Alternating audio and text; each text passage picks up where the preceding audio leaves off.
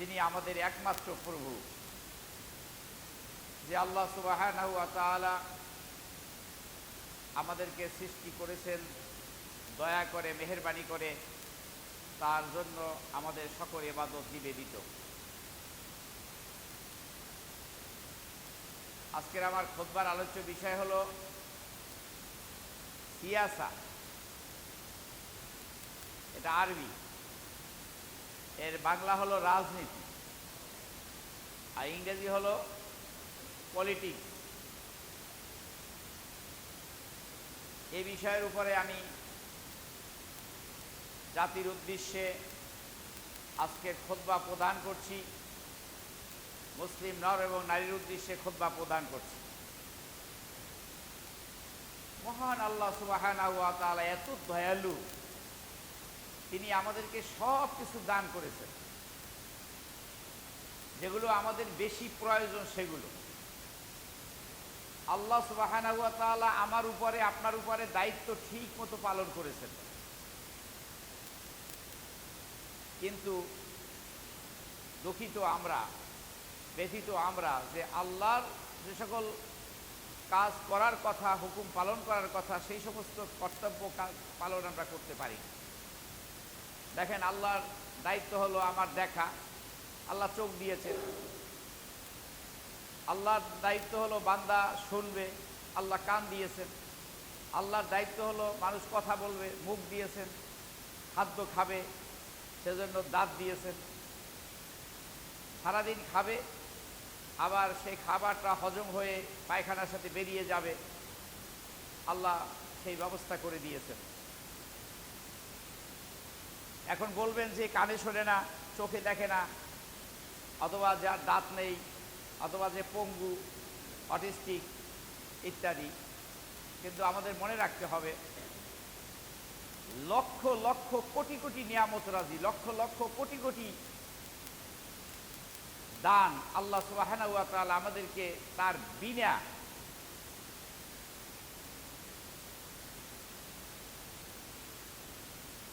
মানে আল্লাহর যে দিয়েছেন এর কোনো তিনি বিনিময় গ্রহণ করেন। তো আল্লাহ সুবহানাহু ওয়া তাআলা এর বিনিময় কি পেতে পারেন?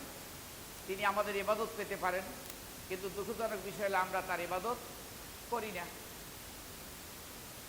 তো আল্লাহ সুবহানাহু ওয়া তাআলার কাছে আমাদের দোয়া থাকবে এই, যে আল্লাহ, আপনার ইবাদত তো আমরা সঠিকভাবে করতে পারছি না, সুতরাং দয়া করে আমাদেরকে ক্ষমা করুন, মাফ করুন। কোনো বান্দা যখন আল্লাহ সুবহানাহু ওয়া তাআলার কাছে মাফ চায়, ক্ষমা চায়, ওই ব্যক্তির দিকে আল্লাহ সুবহানাহু ওয়া তাআলা খুব দ্রুত বেগে, খুব দ্রুততার সাথে দৃষ্টি নিবন্ধন করেন এবং তাকে ক্ষমা করেন এবং তাকে মাফ করেন। তো আমরা ক্ষমা মাফের মধ্যে আসি তো ইনশাআল্লাহ।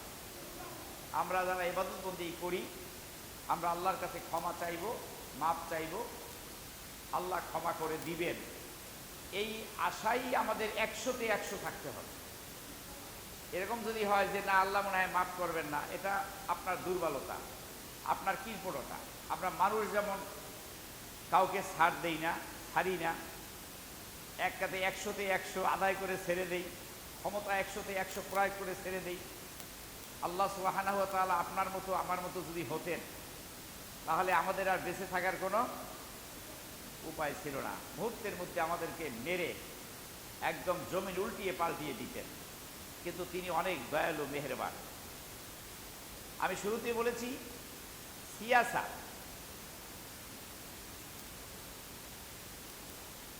শারিয়া।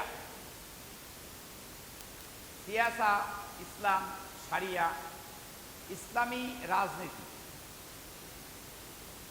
রাজনীতি এটি বাংলা শব্দ, যদিও কেউ কেউ বলছেন এটা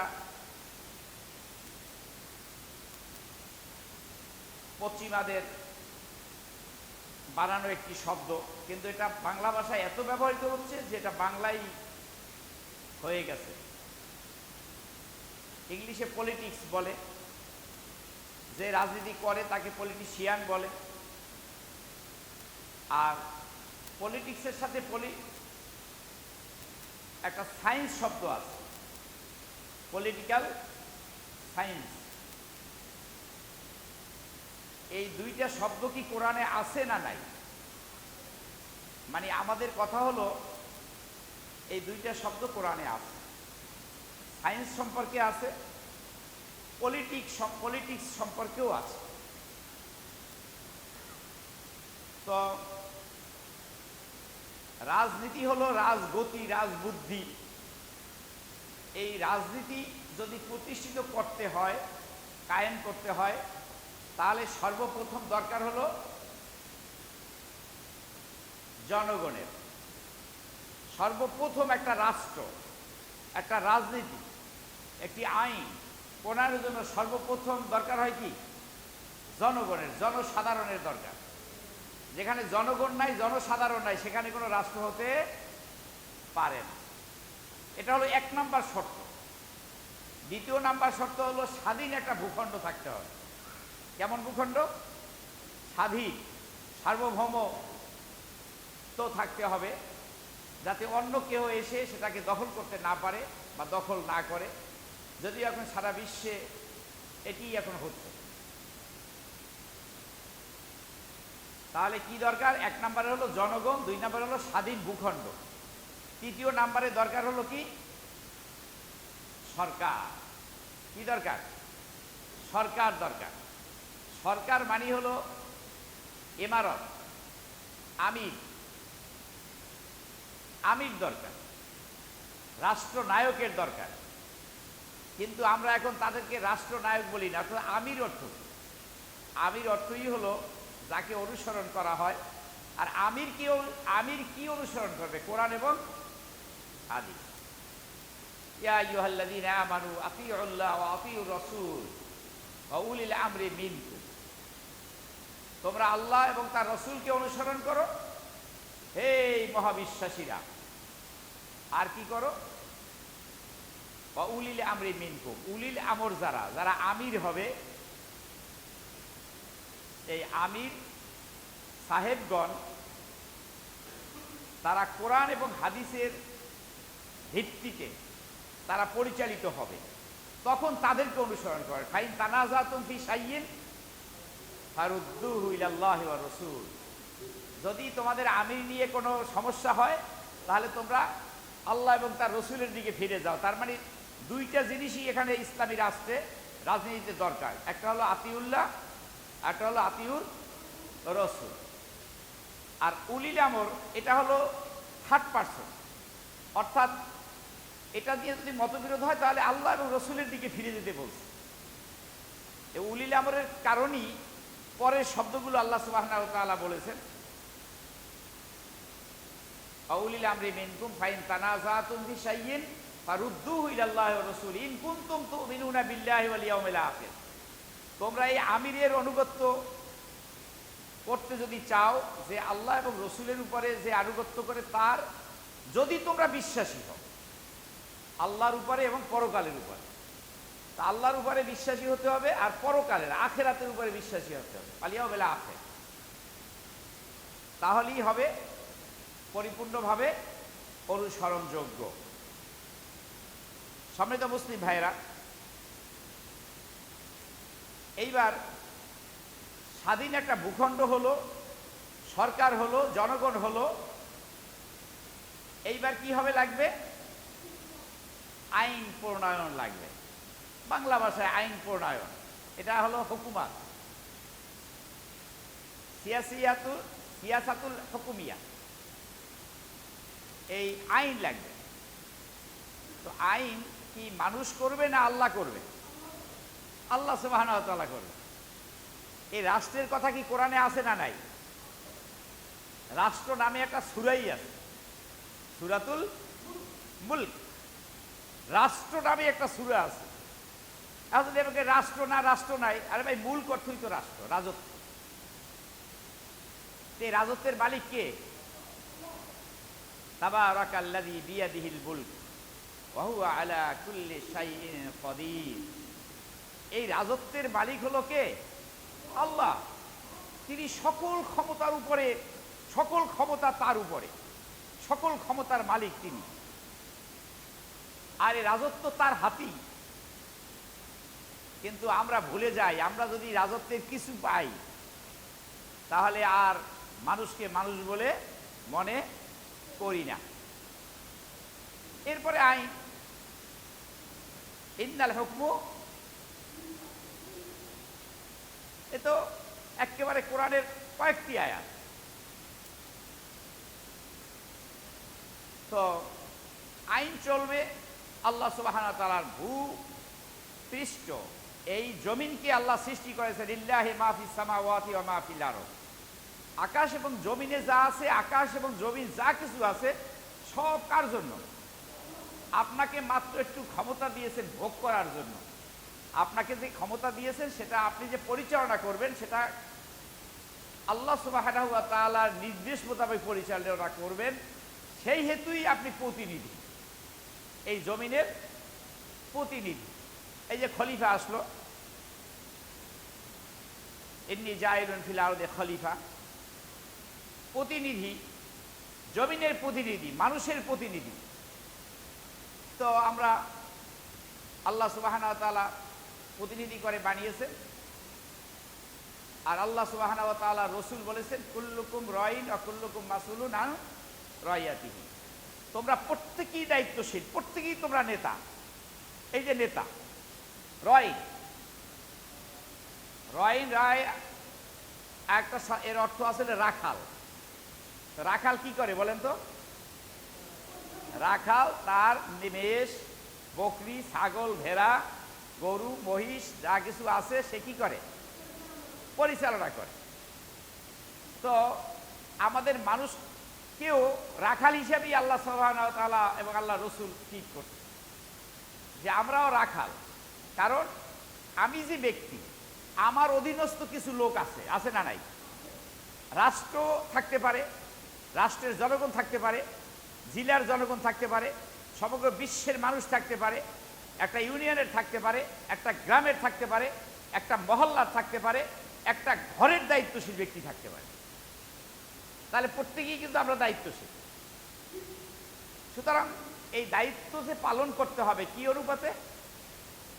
আতিউল্লাহ আতিউর রসুল, আল্লাহ এবং রসুলের যে দেখানো পথ অনুসরণ, তার থেকে এই দায়িত্ব পালন করতে হবে। এটা মন গড়া কোনো দায়িত্ব পালন করা যাবে না। আপনি আপনার পরিবারের, আপনার ইউনিয়নের, আপনার মহল্লার, আপনার উপজেলার, জেলার, দেশের আপনি পরিচালক, তাই বলে জনগণকে যেথায় খুশি সেথায় পরিচালনা করবেন, পরিচালিত করবেন, এটা হবে না। আপনারা ভুলে যান কেন যে আপনার ক্ষমতা আছে, কালকের নাই, থাকবে না। আল্লাহ সুবহানাহু ওয়া তাআলা এই রাজত্বের মালিক এবং এই ক্ষমতা যে আল্লাহরই, সেটা আল্লাহ সুবহানাহু ওয়া তাআলা সূরা আলে ইমরানের 26 নম্বর আয়াতে বলে দিয়েছেন। আউযু বিল্লাহি মিনাশ শাইতানির রাজীম, বিসমিল্লাহির রহমানির রহিম, কুলিল্লাহুম্মা মালিকাল মুলক। এই আয়াতটা আমরা অনেকেই মুখস্থ আছে, অনেকেই জানি। হে নবী আপনি বলে দিন, হে রাসূল আপনি বলে দিন, আপনার এই জনসাধারণকে, আপনার উম্মতকে আপনি বলে দিন, আল্লাহুম্মা, হে আল্লাহ। আল্লাহুম্মা অর্থ কি? আল্লাহুম্মা অর্থ কি? আমরা কিন্তু অনেক জায়গায় আল্লাহুম্মা ব্যবহার করি না? আল্লাহুম্মা ইন্নী যালামতু নাফসি যুলমান কাসীরা, হে আল্লাহ আমরা নিজের অন্তঃকরণের উপর আপনার হুকুম পালন না করে অনেক অন্যায় করেছি, অনেক আমরা জুলুম করেছি, সুতরাং আপনি আমাদেরকে মাফ করে দেন, ক্ষমা করে দেন। আপনি যদি ক্ষমা না করেন কার কাছে আমরা যাব? কে ক্ষমা করবে? সুতরাং আপনি ক্ষমা করেন, আপনি দয়া করেন। এটা দোয়া মাসুরার এই অর্থ। আমরা সলাতের মধ্যেই এই দোয়া মাসুরাটা এটা পড়ে থাকি। আরো দোয়া মাসুরা আছে। তো আল্লাহ বলতেছেন, হে আল্লাহ মালিকাল মুলক, আল্লাহ হলেন কি? এই রাজত্বের মালিক। এই মালিক মানে মালিক, অধিপতি, যার অধীনে রয়েছে। আমরাও বাংলায় বলি এই জিনিসটার, এই বাড়িটার মালিককে, এই বাড়িটার মালিক আব্দুল কাদের, এই বাড়িটার মালিককে, এই বাড়িটার মালিক সুজন মিয়া, এরকম বলি। তো আসলে এই বাড়ি হোক, গাড়ি হোক, আর সমস্ত পৃথিবী রাষ্ট্র হোক, এর আসল মালিককে আল্লাহ সুবহানাহু ওয়া তাআলা। আপনাকে ভোগ করার জন্য দিয়েছেন, আপনি বৈধ পন্থায় সেটাকে ভোগ করবেন, এবং আল্লাহর ইবাদত করবেন, এর থেকে দান করবেন, সাদাকা করবেন। এটাই হলো আল্লাহর মানে আদেশ, নির্দেশ। তো আল্লাহ বলতেছেন তুতিল মুলকা মা তাশা, তাকে ইচ্ছা তিনি তাকে কি করেন, এই রাজত্ব দান করেন, যাকে ইচ্ছা তাকে দান করেন। ওয়াতানজিউল মুলকা মিম্মা তাশা, আর যাকে ইচ্ছা, যার থেকে ইচ্ছা তার থেকে তিনি এই রাজত্ব ছিনিয়ে নিয়ে যান, রাজত্ব দান করেন। এই রাজত্ব দান করার মধ্যে দুইটা জিনিস, এটা পরীক্ষাও হতে পারে। আমরা যে সম্পদের মালিক হই, মনে করি খুব মানে অনেক টাকা পয়সা আমার হয়েছে, মাশাআল্লাহ আমার অনেক, কিন্তু এটা একটা পরীক্ষাও হতে পারে, আপনার ধ্বংসের কারণও হতে পারে। ঠিক রাষ্ট্র ক্ষমতার দান, আমরা অনেকে রাষ্ট্র ক্ষমতা পাইয়া মনে করি যে এটা আল্লাহর অনুগ্রহ, আল্লাহ দিয়ে দিছে আমাকে, কিন্তু এটা একটা পরীক্ষাও হতে পারে।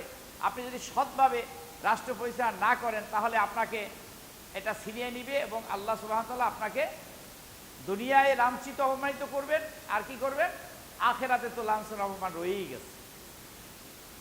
তো আল্লাহ সুবহানাহু ওয়া তাআলা বললেন অতুইজ্জু মান তাশা ওয়া তুযিল্লু মান তাশা, তিনি যাকে ইচ্ছা সম্মান দান করেন আর যাকে ইচ্ছা তিনি তাকে অপমান করেন। এই পৃথিবীতে বহু রাজা বাদশাহ ছিল, বহু রাজনীতিবিদ ছিল, সমরনায়ক ছিলেন, যাদের নাম মানুষ এখনো শ্রদ্ধা ভরে স্মরণ করে, তাদের জন্য দোয়া করে, কি বলেন, আছে না? আবার এমনও রাষ্ট্রনায়ক ছিল যারা পাপিষ্ট, যারা অত্যাচারী, যারা স্বৈরাচারী, যারা ফ্যাসিস্ট, যারা স্যাডিস্ট, তাদেরকে অপমান অপদস্থ করেছে, তাদের অপমান হিসাবেই তাদের নামগুলো মানুষ উল্লেখ করে।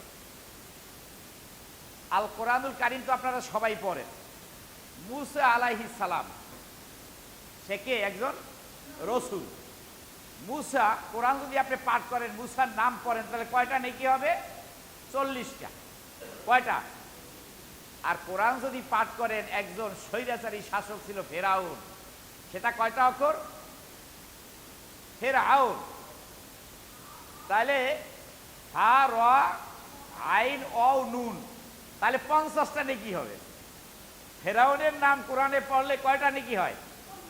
50টা নেকি হয়। রাসূল সাল্লাল্লাহু আলাইহি ওয়াসাল্লাম বলছেন মান ক্বারা হারফান মিন কিতাবিল্লাহ, সেই হাদিসের রূপতে যে ব্যক্তি আল কোরআনের একটি অক্ষর উচ্চারণ করবে, পড়বে, পাঠ করবে, তার জন্য ফালাহু হাসানাতুল হাসানাতু আশরি আমসালিহা, 10 নেকি হবে। একটার বিনিময়ে 10। তাহলে ফেরাউনের নাম কোরআনে নিলেও সওয়াব। কেন ফেরাউনের নাম নিবেন? ফেরাউনের নাম এই কারণে নিবেন যে সে ছিল ইসলামের বিরোধী, সে ছিল নবীর বিরুদ্ধে, রসুলের বিরুদ্ধে, ইসলামের বিরুদ্ধে, শরিয়ার বিরুদ্ধে, সে ছিল আল্লাহ দ্রোহী। সেই হিসাবেই তার নাম নিলে সওয়াব হবে। শুয়ারের গোস্ত, খেনজির, লাহামাল খেনজির, এই লাহামাল খেনজির উচ্চারণ করলে সওয়াব আছে, শুয়ারের গোস্ত। তো শুয়ারের গোস্তে কোনো সওয়াব তো আসলে থাকার কথা না, কিন্তু সওয়াব আছে। আর গরুর কথা বা অন্যান্য উল্লেখ করলে, মাকড়সার কথা উল্লেখ করলেও সওয়াব আছে, তাই না? কিন্তু এটা আমাদের একটু আমরা লক্ষ্য করি যে একটা বিষয়, সে বিষয়টা একটা হলো সুকর্মে নিয়োজিত, একটা হলো দুষ্কর্মে নিয়োজিত। সুতরাং আল্লাহ সুবহানাহু ওয়া তাআলা বললেন অতুইজ্জু মা তাশা ওয়া তুযিল্লু মা তাশা, যাকে খুশি তার থেকে তিনি সম্মানিত করেন, যাকে খুশি তাকে তিনি অপমানিত, লাঞ্ছিত করেন। বিয়াদিকাল খায়র, বিয়াদিকাল খায়র, এটা বিয়াদিকা, এটা হলো মানে খবর, আর খায়র হলো মুবতাদা। এখানে মুবতাদাটাকে পরে নেওয়া হয়েছে, খবরটাকে আনা হয়েছে যারা আরবি ভাষা বুঝেন তাদের জন্য। বিয়াদিকাল খায়র, তার হাতেই সকল কল্যাণ। সকল কল্যাণ কার হাতে?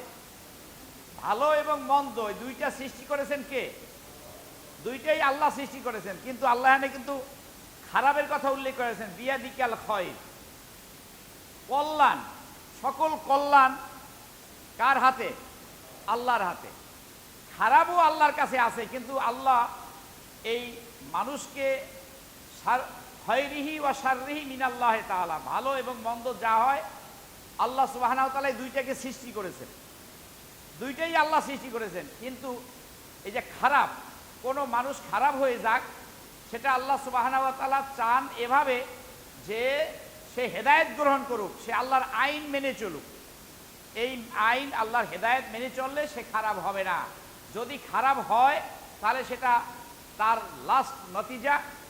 যেহেতু রাসূলুল্লাহ সাল্লাল্লাহু আলাইহি ওয়াসাল্লাম কাছে এক সাহাবী জিজ্ঞেস করছেন যে সব তো তাকদীরে লেখাই আছে, তাহলে আমরা কি বসে থাকবো হাত পা গুটাইয়া?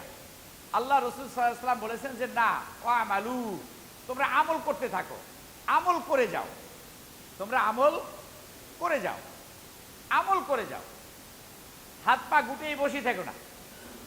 এক ভাই বলছে যে যদি থাকে নসিবে আপনা আপনি আসিবে। তাই বলছি যে আপনি তাহলে বিছানার মধ্যে ল্যাপতোষক কাঁথাও লাগবে না আপনার, আপনি বিছানাও লাগবে না, আপনি ঘরের মধ্যে শুয়ে থাকেন, দেখবেন না শীত আপনার কেমনে নসিবে আসবে এমনি এমনি। আবার ফ্যান না লাগাইলে গরমও আসবে এমনি এমনি, আর এমনি এমনি কোনো খাবার নাই, কিছু নাই, আপনি প্রচেষ্টা করবেন না। যদি থাকে নসিবে এমনি এমনি আসিবে, এমনি এমনি আসবে। আর যদি আপনি এভাবে হন ইন্টারের ছাত্র, ডিগ্রির ছাত্র, তাহলে বাপের যে লাঠি আছে এই লাঠি পেটার জন্য আপনি রেডি থাকেন। কি বলেন, ঠিক না?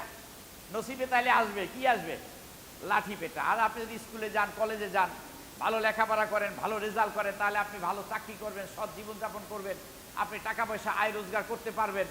আপনি লেখাপড়া ছাড়াও যারা সৎ উপার্জন করে, আপনি সৎ উপার্জন করতে ঘর থেকে ফাইজা কুদিয়াতি সলা ফান্তাশিরু ফিল আরদ ওয়াবতাগু মিন ফাদলিল্লাহ ওয়াযকুরুল্লাহা কাসীরান লাআল্লাকুম তুফলিহুন। আল্লাহ সুবহানাহু ওয়া তাআলা বললেন সালাতের পরে, জুমার সালাতের পরে মসজিদে না থেকে তোমরা জমিনে ছড়াইয়া ছিটাইয়া পড়ো এবং তোমরা সেখানে রিজিক অন্বেষণ করে লেগে যাও। 5 টাকা যদি আয় করতে পারেন তাহলে 2 টাকা দান করতে পারবেন, 2 টাকা দিয়ে বাজার সদাই করে বিবি সাহেবের জন্য তেল সাবান কিনে নিতে পারবেন, বাচ্চা কাচ্চার জন্য খাবার দাবার কিনে দিতে পারবেন, ছেলে মেয়ের লেখাপড়া করাইতে পারবেন, 1 টাকা জমা রাখতে পারবেন দান করার জন্য। কি বলেন, ঠিক না? তাহলে আল্লাহ সুবহানাহু ওয়া তাআলা এখানে বললেন কি, যে তোমরা বেরিয়ে যাও, পৃথিবীতে তোমরা বেরিয়ে পড়ো, আল্লাহ রিজিক অন্বেষণ করো। আল্লাহ বসে থাকতে বলেন নাই, বলছে ইন্নাল্লাহা লা ইউগাইয়িরু মা বিকাউমিন হাত্তা ইউগাইয়িরু মা বিআনফুসিহিম। তোমাদের মধ্যে কোন জাতি বা ব্যক্তি যতক্ষণ পর্যন্ত নিজে চেষ্টা না করে, সচেষ্ট না হয়, সে যদি মানে তার ভাগ্য পরিবর্তনের জন্য এভাবে যদি সে না হয়, তাহলে আল্লাহ তার ভাগ্য পরিবর্তন করেন না, আল্লাহ তার ভাগ্য পরিবর্তন করেন না। কিন্তু দুঃখজনক বিষয় হলো আমরা এত আল্লাহ বিশ্বাসী যে একেবারে ঘরে বসে থাকার অবস্থা। কেমন অবস্থা?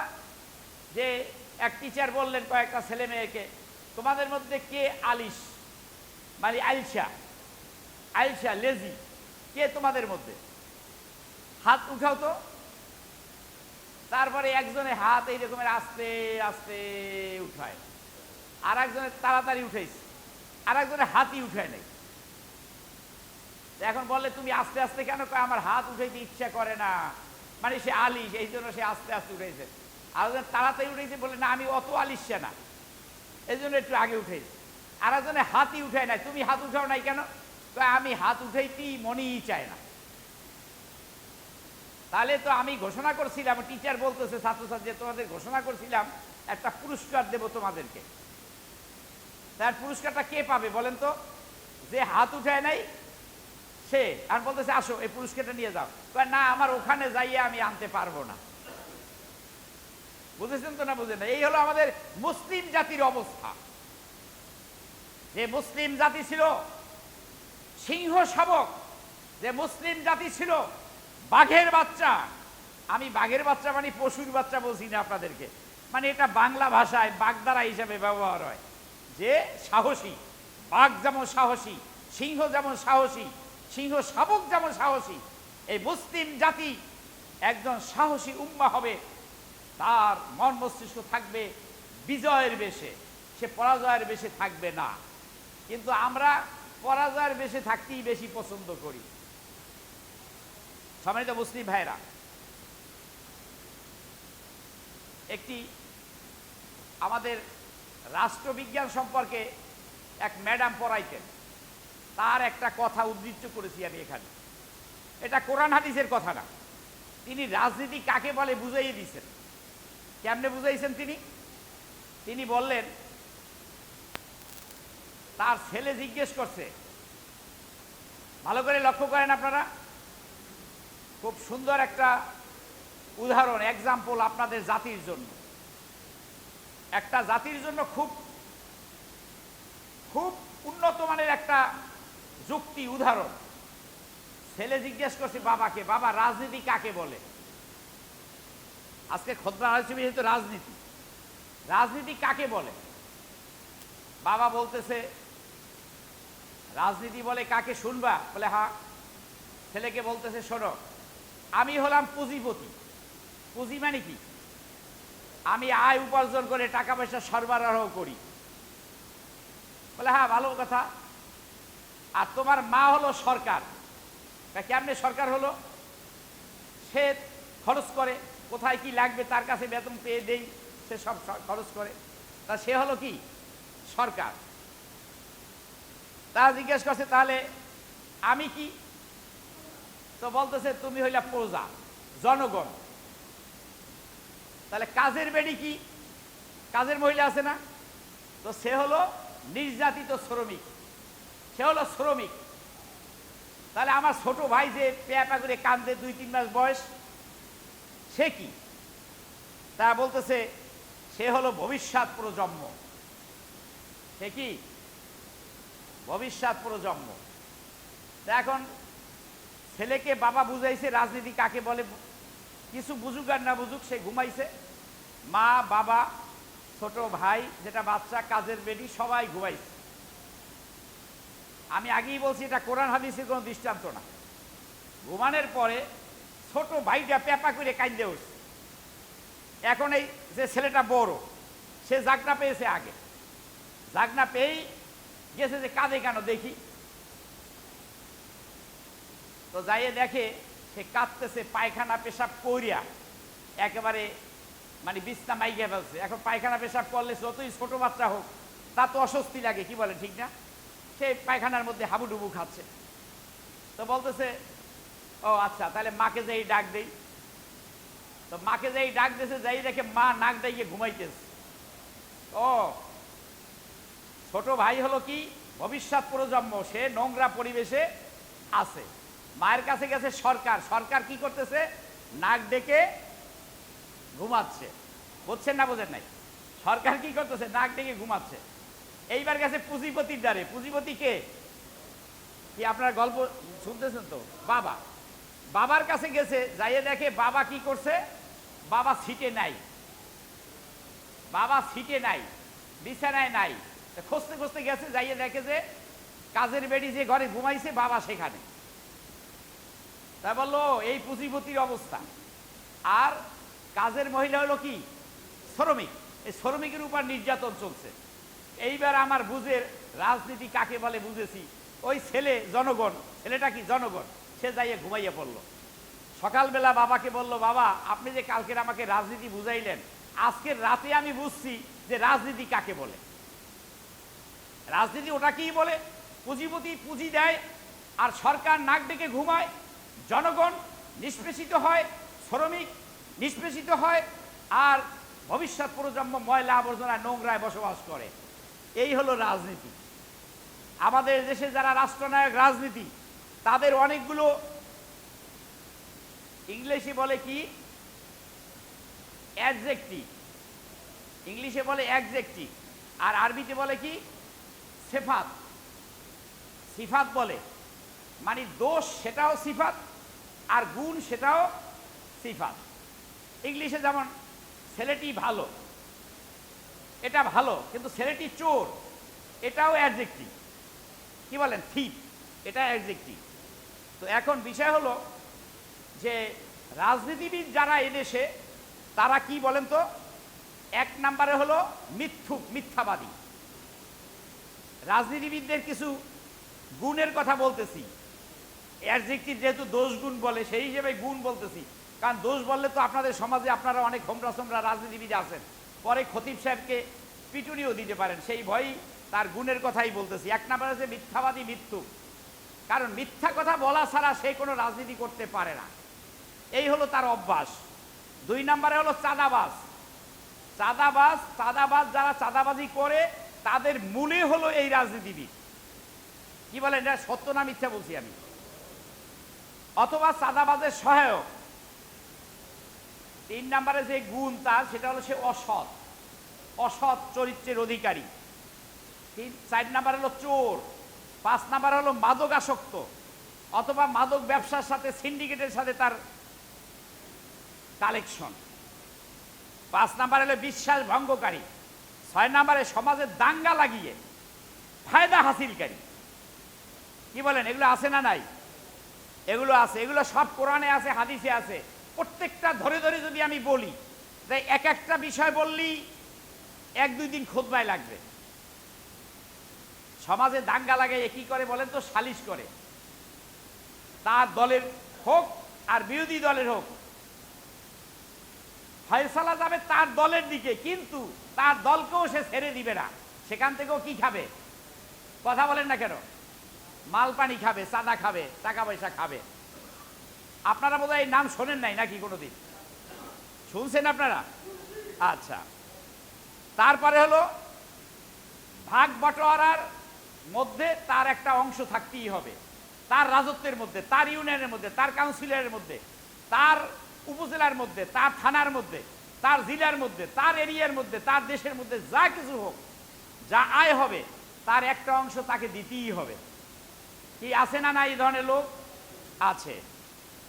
সে মাস্তান লালন পালন করে। মাস্তান অর্থ কি জানেন তো? একদিন বলেছিলাম, মাস্তান মানে কি বলেন তো?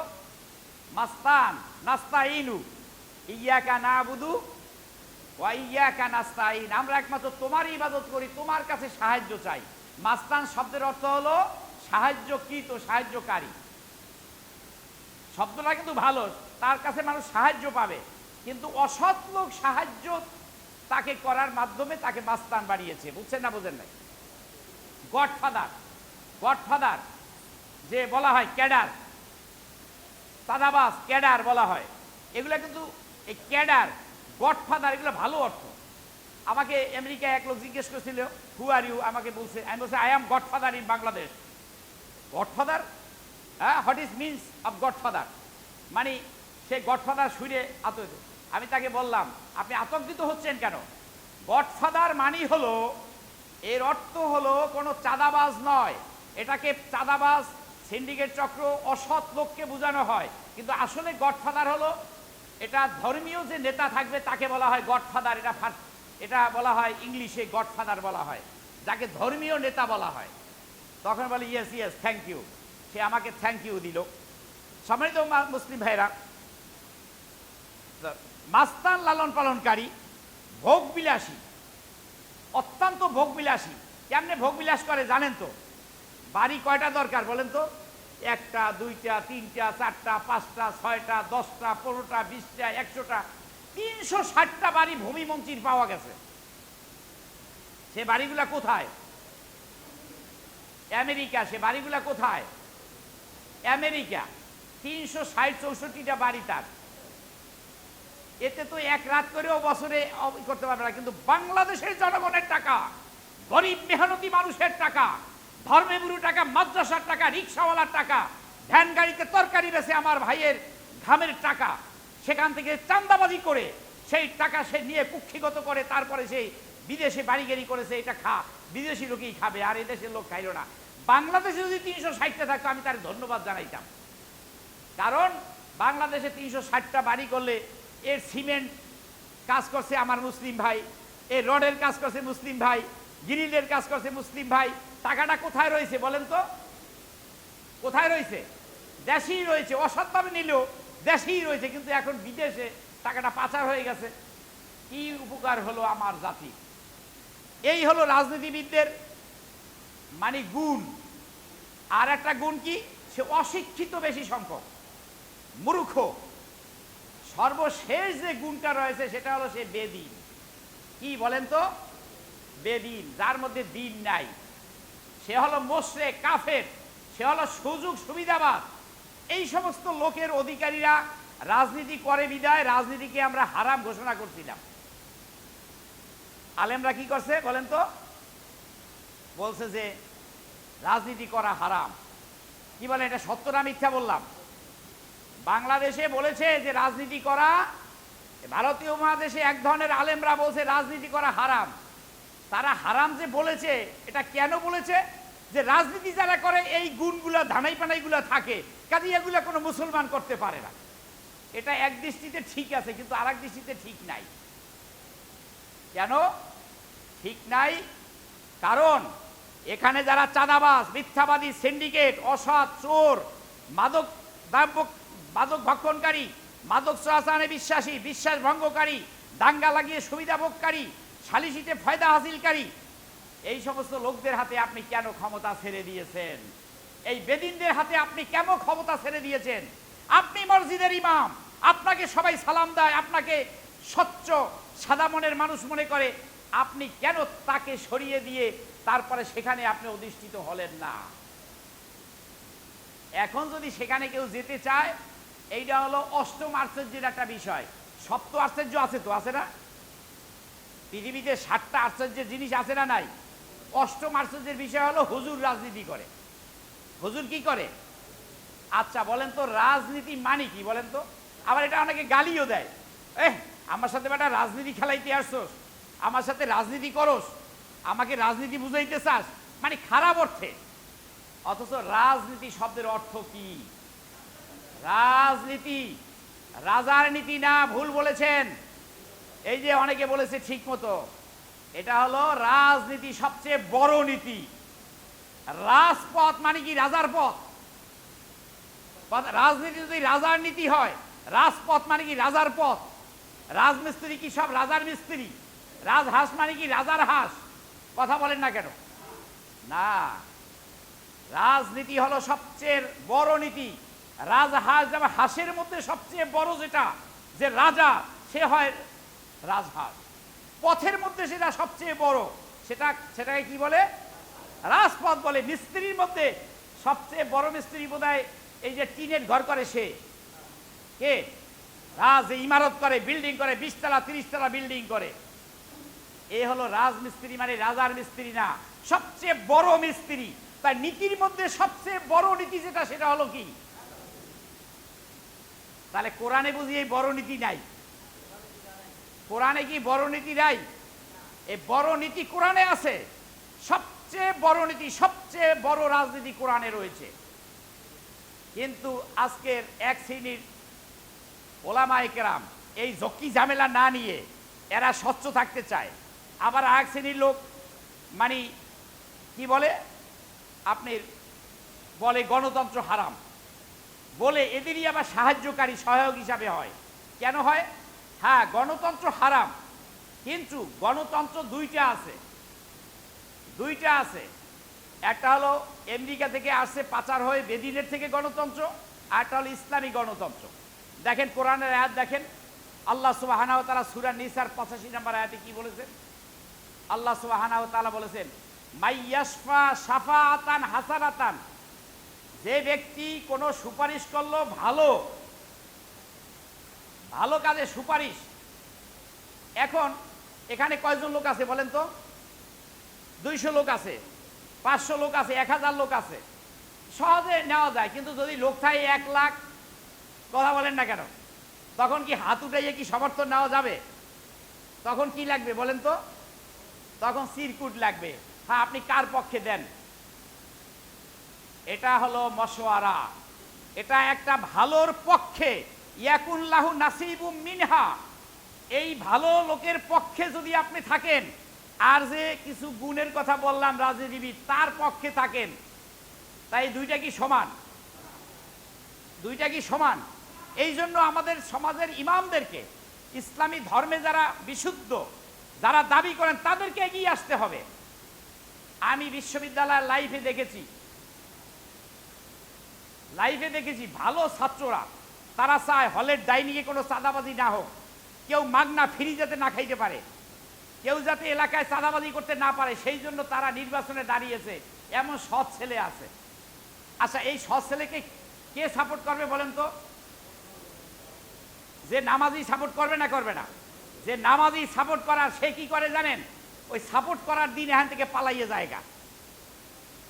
তার মানে হলো এখানে এখানে এই এই সাদাবাজ থাকুক, অসৎ থাকুক, ডাইনিংয়ে ফ্রিতে থাক, এই কথা সেও চায়।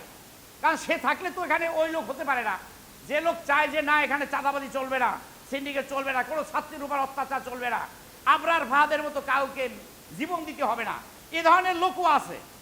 তো তারা নিজেরা তো আসেই না তাদের সমকক্ষ। কারণ আসলে কি হবে? আসলে কি হবে? ইল্লাল্লাযীনা আমানু ওয়া আমিলুস সলিহাতি ওয়া তাওয়াসাউ বিল হক ওয়া তাওয়াসাউ বিস সবর। আসলে হবে কি? ইউকাতিলুনাহুম কাফা কামা ইউকাতিলুনাকুম কাফা। তোমরা তাদেরকে হত্যা করো তারা যেভাবে তোমাদেরকে হত্যা করে।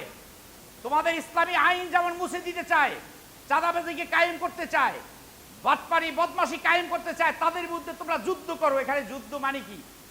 এটাও একটা যুদ্ধ, যে তাদেরকে আমি চাই না, প্রকাশ্যে তাদের বিরুদ্ধে অবস্থান করা। আর এই জন্য অবস্থান গ্রহণ করলে তাদের পক্ষ থেকে কি আসবে বলেন তো? ফুল আসবে। বোঝেন নাই আমার কথাটা? যারা দাঙ্গাকারী, চাঁদাবাজ, যে গুণগুলার কথা বললাম, দোষগুলার কথা বললাম, এই দোষে তারা দূষিত। একটা ভালো লোক যদি আসে তাহলে তার বিরুদ্ধে কি হবে বলেন তো? একশোট তাকে নিয়ে যাবে এবং তাকে এখান থেকে কি করবে? নিশ্চিহ্ন করে দিবে, নিশ্চিহ্ন করে দিবে। এখন আমরা যেহেতু মানুষ, আমাদের 100-তে 100 গুণ নাই, কি বলেন? আছে 100-তে 100 গুণ আছে। কেউ পায়খানার মধ্যে হাঁটু পর্যন্ত ডুবে আছে, কেউ কোমর পর্যন্ত, কেউ সিনা পর্যন্ত, কেউ মাজা পর্যন্ত, কেউ গলা পর্যন্ত পায়খানার মধ্যে ডুবে আছে। সবাই যেহেতু মানুষ, অন্যায়কারীও থাকতে পারে। এমন একটা ব্যক্তি পাবেন না নবী রাসূল ছাড়া যারা কোনো অপরাধের সাথে জড়িত নয়। তা আপনি ওই লোক কোথায় পাবেন? যে অপেক্ষাকৃতভাবে ভালো, তাকে যদি আপনি সাপোর্ট দেন, অপেক্ষাকৃত ভালো কাজটা সে সমাজে আঞ্জাম দিবে। এটাই আল্লাহ বলেছেন, মাই ইয়াশফা সাফা, ইয়াশফা মানে সুপারিশ করা, সাফে সুপারিশকারী। মাইয়া সূরা বাকারার 255 নম্বর আয়াতে রয়েছে কি? মানজাল্লাযী ইয়াশফাউ ইনদাহু ইল্লা বিইজনি। কি আছে? আল্লাহর কাছে সেদিন সুপারিশ করবে আল্লাহর অনুমতি ছাড়া। এখানে সুপারিশকারী ভালো কাজে যে সুপারিশ করবে, যদি ওই লোক কোনো ভালো কাজ করে তাহলে তার কি হবে? তার ফলাফল, তার ভালো আপনি পাবেন। আর ওমাইয়াশফা শাফাতান সাইয়্যা, হাসানা একটা আর সাইয়্যা একটা। যে খারাপ কাজে সুপারিশ করবে, 10 টাকা খাইয়া, একটা বিড়ি খাইয়া, 1 কাপ চা খাইয়া, আছে না নাই এরকমের? সুপারিশ করে না? করে না? আবার হল থেকে পালাইয়া যায়, এলাকায় মহল্লায় থেকে পালাইয়া চলে যায়, অন্য এলাকায় জায়গা, মানে নিরাপদ আশ্রয় খোঁজে। তোমাদের এই জমিন উপযুক্ত নয়, তোমরা রুহবানিয়াত, তোমরা আহবার, তোমরা পৃথিবী। আল্লাহ সুবহানাহু ওয়া তাআলা বলেছেন, আল্লাহ সুবহানাহু ওয়া তাআলা বলেছেন, ফাইজা কুদিয়াতিস সালাতু ফান্তাশিরু ফিল আরদি ওয়াবতাগু মিন ফাদলিল্লাহ ওয়াযকুরুল্লাহা কাসীরান লাআল্লাকুম তুফলিহুন। তোমরা মসজিদ থেকে বেরিয়ে যে যেখানে রিজিক অন্বেষণ করবে, সেখানে তোমরা পরীক্ষার সম্মুখীন হবে। সেখানে তখন আল্লাহকে বেশি বেশি স্মরণ করো যে আল্লাহ এই পরীক্ষায় আমাকে উত্তীর্ণ করেন। যেমন একটা উদাহরণ, একটা যুবতী মেয়ে পানিতে যদি পড়ে যায়, আমি তার মাহারাম না, গয়রে মাহারাম, অর্থাৎ হারাম, তথাপিও আমাকে ওই মেয়েটিকে ওখান থেকে উঠিয়ে তারপরে চিকিৎসার ব্যবস্থা করতে হবে। কিন্তু আমি যদি বলি আমার বেপর্দা, ওই মেয়েটাকে পানি থেকে তোলা যাবে না, এই ফতুয়া দিয়ে উজু করে সুন্দর মতো মসজিদে এসে জায়নামাজ একটা বিছাইয়া সুবহানাল্লাহ সুবহানাল্লাহ হাত উঠে আল্লাহ ওই মেয়েটা পানি থেকে বাঁচাও, কি বলেন? এরকম আছে না নাই? এরকম লোক আছে যারা পালায়। এ হবে না। ওমাইয়াশফা শাফাআতান সাইয়্যা, এখানে দোয়া হলো এইটাই যে তুমি তাকে উঠাও, এটা হলো দোয়া। তাকে চিকিৎসা করাও, এটা হলো দোয়া। ইয়াকুন লাহু কেফলুম মিনহা, কেফ কেফ কেফ। আরব দেশে যারা ছিলেন তারা বলে কফিলা, কি বলে নাকি? কেউ আছে না কেন? কাফিলা, কেফ। আল্লাহ সুবহানাহু ওয়া তাআলা বললেন যে খারাপ কাজে যে করে বেড়ায় তার যে সুপারিশ করবে, তার সম্পূর্ণ অংশ যে খারাপ করবে, এই অংশ আপনি যে সুপারিশ করলেন আপনার সুপারিশকারীর আমলনামায় আসবে। বুঝেছেন না বুঝেন নাই? সুতরাং সাবধান, সুপারিশ করবেন আপনি মাসোয়ারায় ভোট দিবেন, যেহেতু বললাম লক্ষ লোক, এখানে 5 জন 10 জন না যে হাত উঠাই বলবে হ্যাঁ ঠিক আছে আমি উমুক ভাইরে চাচ্ছি। এখানে এটা সম্ভব না, বর্তমানে এটা সম্ভব না এত লোক সংখ্যার মধ্যে। এখন সেভাবে আমাদের ব্যালটের মাধ্যমে আমাদের জবাব দিতে হবে। তো দিয়ে তারপরে যায়, তারা যদি ইসলাম বুঝে আপনি যান, যাওয়ার পরে আপনি এই গণতন্ত্র হারাম করেন, আপনি তো ওখানে যাইতেই পারেন না, আপনি পালাইয়া বেড়াচ্ছেন ভোট থেকে, তার মানে আপনি কার সহচর? ইহুদি খ্রিস্টানদের সহচর হয়ে গেলেন আপনি। এই কথাটা একটু বুঝতে হবে, একটু বোঝার বিষয়, যেহেতু কোরআন হলো বিজ্ঞানময়। সুতরাং এই জন্য রাজনীতি কোনো হারাম হতে পারে না, রাজনীতি এটা ভালো জিনিস। রাজনীতি আমাদের করতে হবে, রাজনীতির পক্ষে থাকতে হবে, আমাদেরকে রাজনীতি বুঝতে হবে, জনগণের সেবার জন্য নেমে যেতে হবে, উপকারের জন্য নেমে যেতে হবে। আমি একজন ইমাম, আমি তো খালি খাই, কি বলেন, কি করি? খালি খাই, খাওয়াই না। ও চোর বাটপাররা কি করে? নিজেও খায়, মানুষেরও খাওয়ায়, বাধ্য হয়ে তাকে মানুষে ভোট দেয়, কয় এই হুজুর দ্বারা কোনো কাজ হবে না, এই হুজুর দ্বারা কোনো কাজ হবে না সমাজে। তা আপনার দ্বারা যদি কাজ হয় সেই জন্য আপনি কাজ করেন, মানুষের সংস্পর্শে যান। আপনি ফতুয়া দিয়া উমুকে নামাজ পড়ে না, উমুকে আমিন জোরে বলে, উমুকে আসতে বলে, উমুকে এই করে না সেই করে না, কাফের মুশরিক ফতুয়া দিয়া আপনি একগড়া হয়ে গেলেন না। তাদের কাছে যেতে হবে, তাদের সাথে মিশতে হবে, তাদেরকে দাওয়াতের ব্যবস্থা করতে হবে, তাহলেই হবে আমাদের সঠিক ইতিহাস। আল্লাহ বলেছেন ইয়া আইয়ুহাল্লাযীনা আমানু কুনু কাওয়ামিনা বিল কিসতি শুহাদা লিল্লাহ, এই যারা তোমরা বিশ্বাস স্থাপন করেছো, লক্ষ্য করে শোনো, কুনু কাওয়ামিনা বিল কিসতি, তোমরা ইনসাফ যারা সুপ্রতিষ্ঠিত করবে তাদের পক্ষে তোমরা সাক্ষীদারি হয়ে যাও, সাক্ষ্য দান করো তাদের পক্ষে। কেন সাক্ষ্য দান করো? লিল্লাহি, আল্লাহর জন্য, ওয়ালাউ আলা আনফুসিহিম আবিল ওয়ালিদাইনি ওয়াল আকরাবিন, অসৎ লোক যদি তোমার পিতামাতাও হয় তার সাপোর্ট তুমি করবে না, তোমার আত্মীয় হলে তার সাপোর্ট করবে না, তুমি সাপোর্ট করবে তোমার বংশের গোষ্ঠীর না, তোমার আত্মীয় পিতামাতাকে না, তুমি সাপোর্ট করবে যে ব্যক্তির দ্বারা সৎ প্রতিষ্ঠিত হবে, দিন কায়েম হবে, ইসলাম কায়েম হবে, ইসলামের পক্ষে কথা বলেন যিনি, তার পক্ষে তুমি কাজ করো, তার পক্ষে তুমি ভোট দাও, তার পক্ষে তুমি সুহাদা হয়ে যাও, সাক্ষী হয়ে যাও। সাক্ষী মানে কি? সাক্ষী মানে কি? সমর্থক। ভাই আপনি এটা হয়ে যাও। কিন্তু আজকের দুঃখজনক বিষয় হলো আমরা এই বিষয়টা ভুলে গিয়েছি, আর এক শ্রেণীর লোকে খোলা মাঠে এরকমের মানে ফায়দা হাসিল করছে। এই বিষয়টা আমরা বোঝা আল্লাহ সুবহানাহু ওয়া তাআলা তৌফিক দান করুন, যাতে আমরা এই বিষয়টি বুঝতে পারি। আমা তাওফিক ইল্লা বিল্লাহ আলাইহি তাওয়াক্কালতু ওয়া ইলাইহি উনীব।